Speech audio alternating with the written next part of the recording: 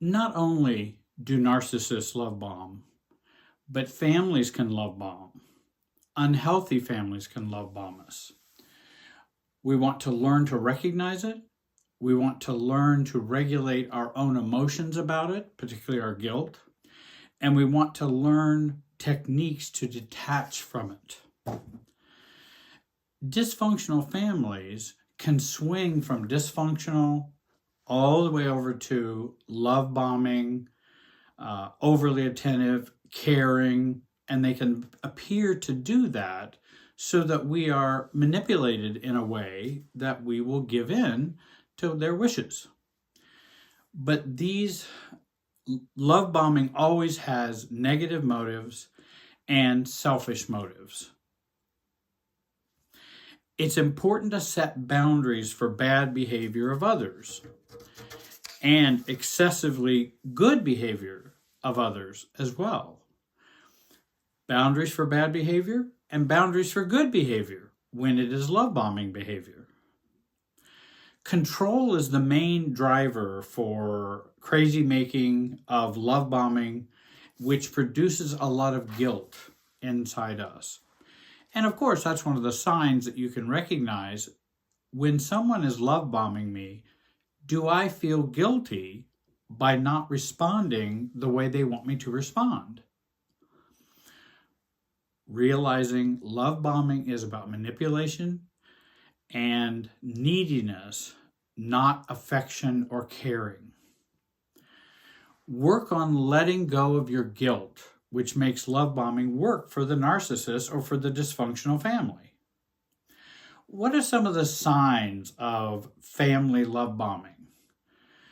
Inappropriate gifts, lavish gifts, or the timing is off. Someone decides to do something really nice for you or buy a very nice gift for you from the family, but it's not your birthday, it's not Christmas, it seems to go along with the tension or conflict that we're having. The timing is off.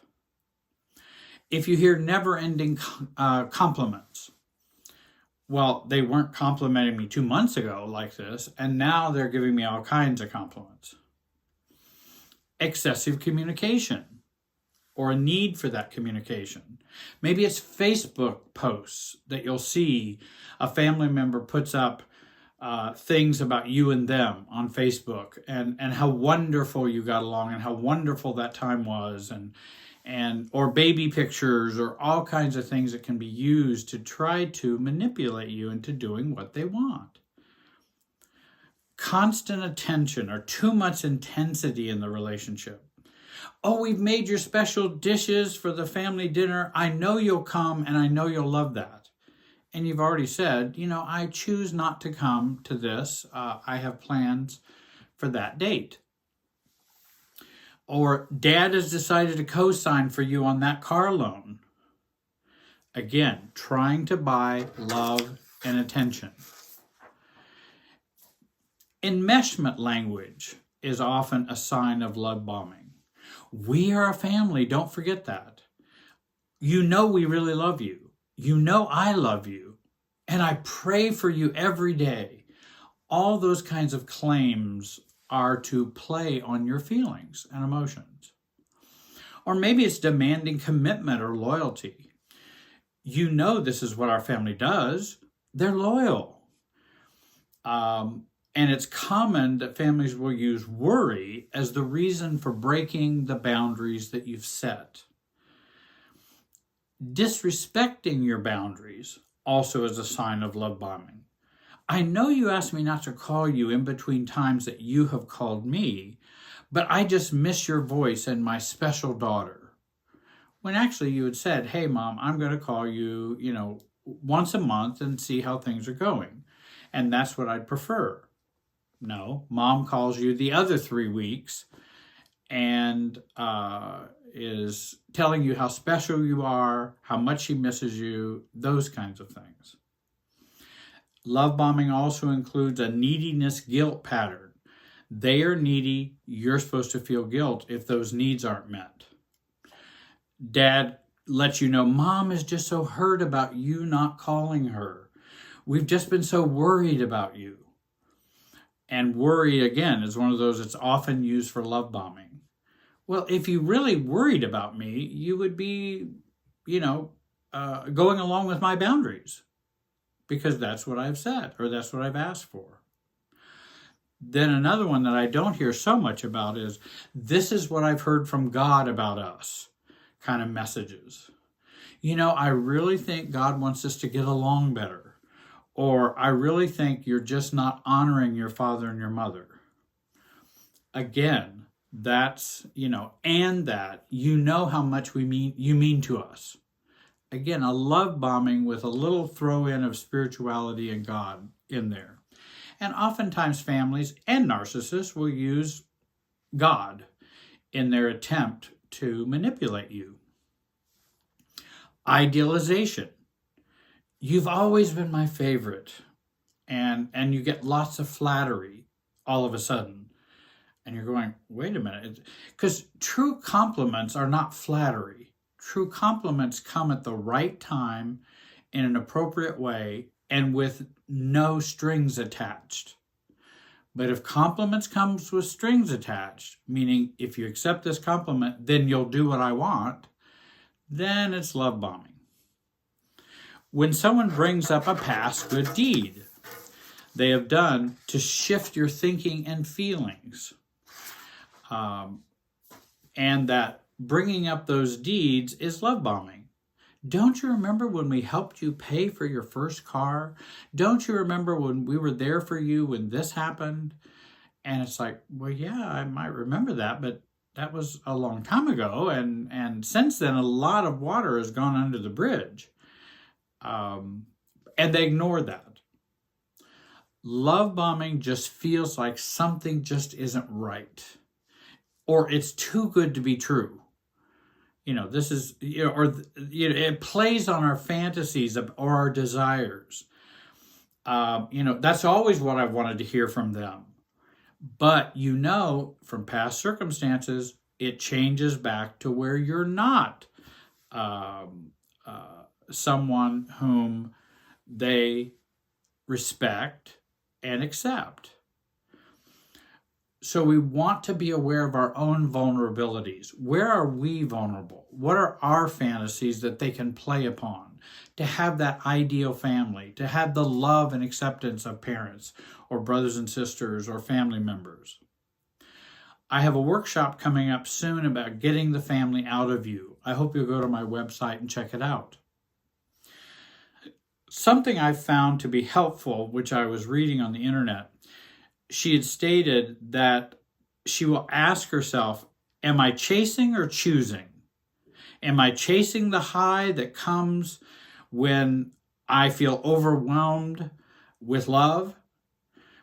Do I feel like a golden child all of a sudden when I haven't been the golden child?